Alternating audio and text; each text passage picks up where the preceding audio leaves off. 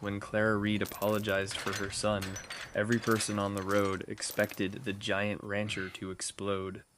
Gideon Vale looked past her shoulder at the open pasture, the hoofprints in the dust, and the boy trembling beside her skirt. Then he smiled. Not a loud smile, not the kind that made people feel safe right away. Just a small, quiet smile that made the whole street stop breathing.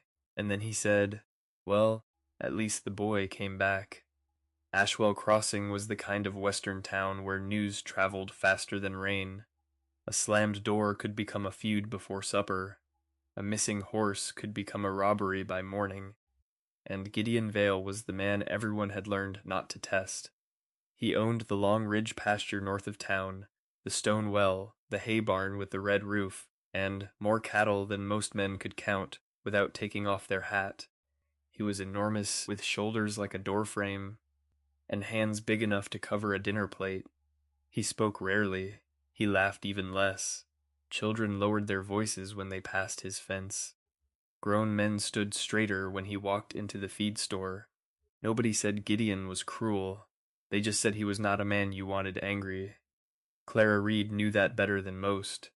She ran the laundry behind the old blacksmith shop, taking in shirts, saddle blankets, and work coats for men who usually forgot to say thank you. Her son Nate was 11, thin as a broom handle, quick with his feet, and always building something out of scraps. That afternoon he had built a kite from flour paper, willow sticks, and string stolen from a broken grain sack. It was a crooked little thing, but when the wind caught it, it rose. For one bright minute, Nate forgot every rule his mother had ever given him. He ran down the road laughing, dust kicking around his boots, the kite jerking and dipping over the fence line. Then the wind turned.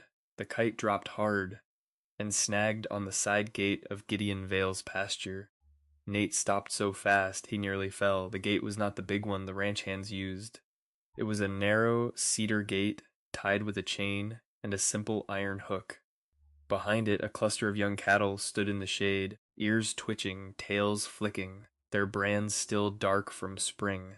Nate knew he should leave it. He knew he should run home. He knew whose fence it was.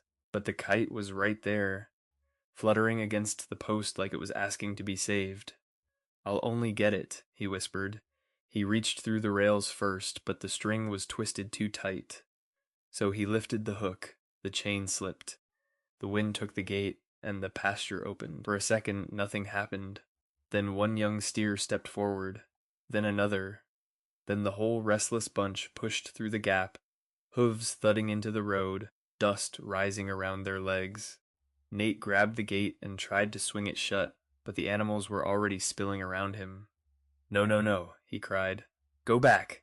But cattle do not understand panic. They only understand pressure.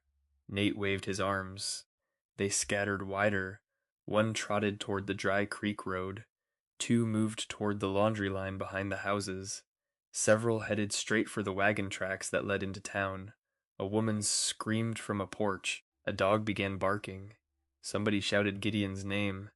That was when Nate ran. He ran until his lungs burned, until the kite string cut his palm, until he burst into the laundry room where his mother was rinsing shirts in a tin basin. "Ma," he said, barely able to breathe. Clara turned. One look at his face told her this was not a scraped knee. "What happened?" Nate held up the torn kite string like it was evidence in a trial. "I opened Mr. Vale's gate." The basin water dripped from Clara's hands. Nate swallowed. The cattle got out. For a moment, the only sound in the room was water ticking from wet cloth back into the basin. Clara closed her eyes once, not because she was angry, because she understood the size of the trouble. A lost animal was money. A hurt animal was more money. A stampede through town could become a broken fence, a shattered window, or a crushed child. And all of it had started with her son's hand on a hook. Nate waited for shouting. Instead, his mother dried her hands, took his cut palm in hers, and wrapped it with a clean strip of cloth. Then she said, "We are going back." His eyes widened. "To him?" "To the gate," Clara said, "and to the man who owns it. I can't. You can. He'll hate me." "He may be angry," she said, "but that does not change what is right." Nate looked toward the door as if he might run a second time. Clara crouched so her eyes were level with his. A mistake is like an open gate, Nate. The longer you leave it swinging, the more trouble walks through. He looked down.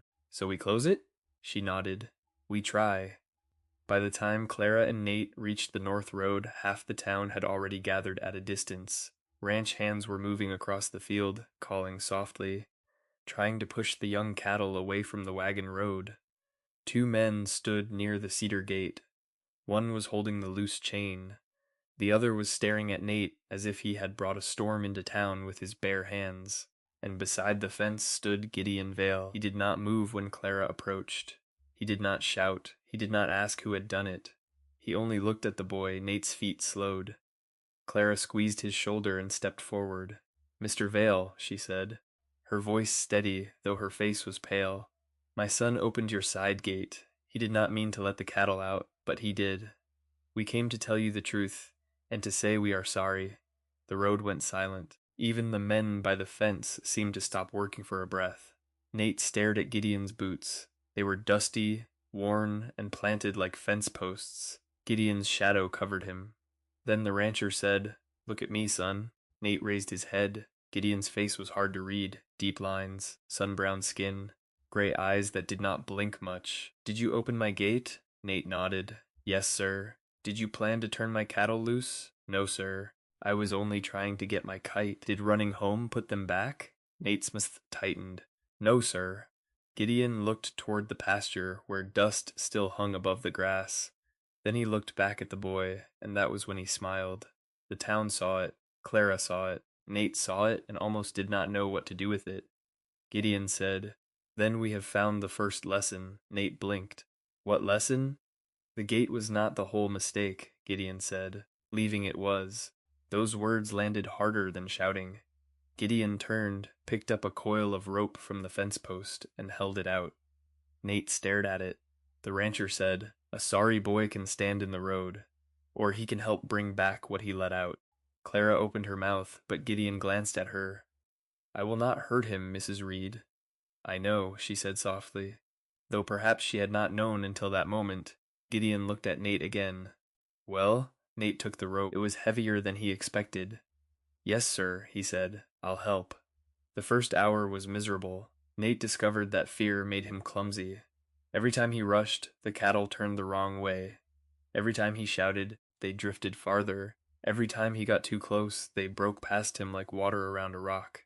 Gideon did not scold him. He only said, "Slow, then wider, then give them a place to go." Nate did not understand at first. He thought fixing a mistake meant chasing it until it surrendered. Gideon showed him otherwise. The rancher stepped to one side, raised one hand, and waited. A young steer lifted its head, saw the opening, and moved toward the pasture.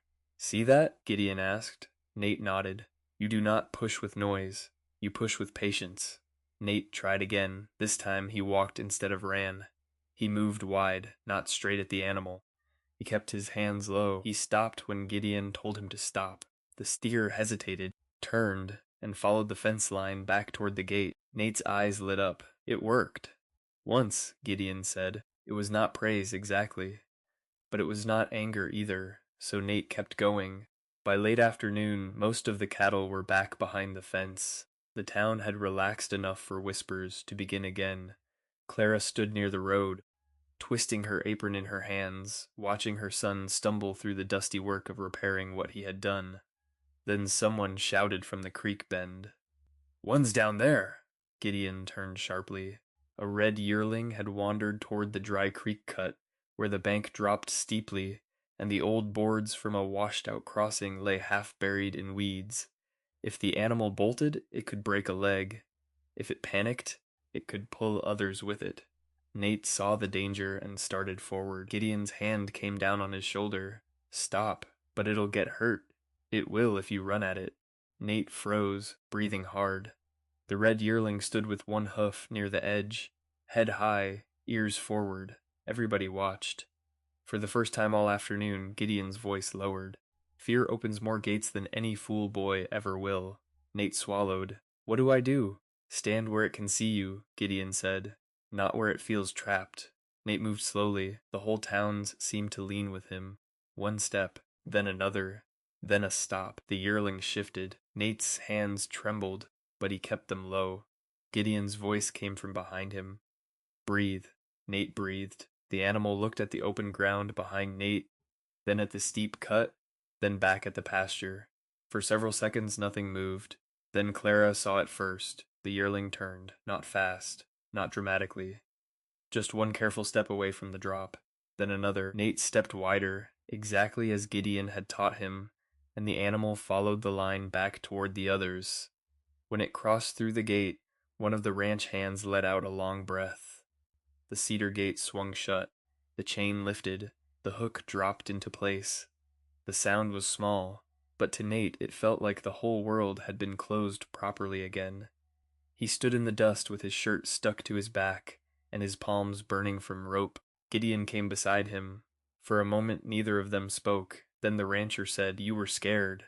Nate nodded. "Yes, sir. You stayed scared and still did the work." Nate looked up. Gideon's face was calm. That is different from not being scared. Clara walked toward them, her eyes bright now, not from fear, but from something close to pride. "Nate," she said, "tell Mr. Vale what you need to tell him." Nate turned to Gideon. "I'm sorry I opened your gate." Gideon waited. "And I'm sorry I ran." Gideon nodded once. "That is the better apology." A murmur moved through the people watching from the road.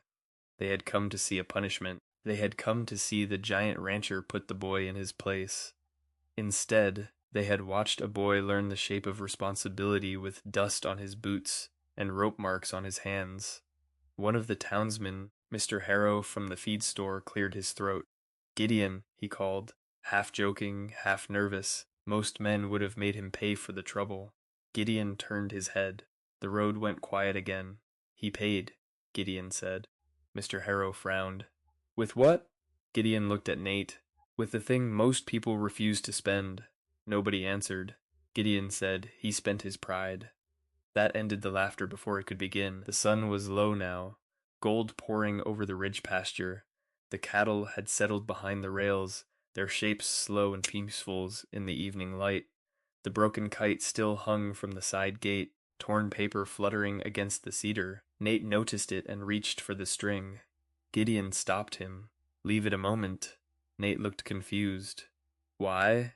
So you remember what pulled you to the gate," Gideon said, "and what brought you back." Nate studied the torn kite. It no longer looked like a toy. It looked like the beginning of something he would tell himself for years. Clara stepped beside her son. "Thank you," she said to Gideon, "for your patience." Gideon shrugged, but his eyes softened. "Patience is cheaper than bitterness," he said, "and it fixes more fences." For the first time anyone could remember, Clara smiled at him without fear. Nate did too. The next morning, Ashwell Crossing was different in the small way towns become different after everyone sees something they cannot unsee. Men still tipped their hats to Gideon Vale, but now they did it with less stiffness. Children still lowered their voices near his fence, but they also looked for the torn kite, which stayed tied to the cedar post for 3 days. And when Nate passed the feed store, Mr. Harrow did not tease him. He only said, "Gate closed?" Nate lifted his bandaged palm. "Closed." A week later, Clara found Nate behind the laundry, repairing a broken hinge on the woodshed. He worked slowly, testing the fit before driving the nail. "You learned something from Mr. Vale," she said. Nate nodded. "He said you don't fix a gate by being ashamed of it." Clara smiled. "What fixes it?" Nate looked at the hinge, then toward the north ridge, where Gideon's pasture sat under the wide sky. "Coming back," he said, "and doing the work." And that was the lesson Ashwell Crossing carried long after the dust settled. A mistake can swing open in a second. Fear can make it wider. But responsibility is the quiet hand that reaches for the chain, lifts it back into place, and stays until the latch holds. That day, the biggest man in town did not prove his strength by shouting. He proved it by leaving the gate open just long enough for a frightened boy to walk back through.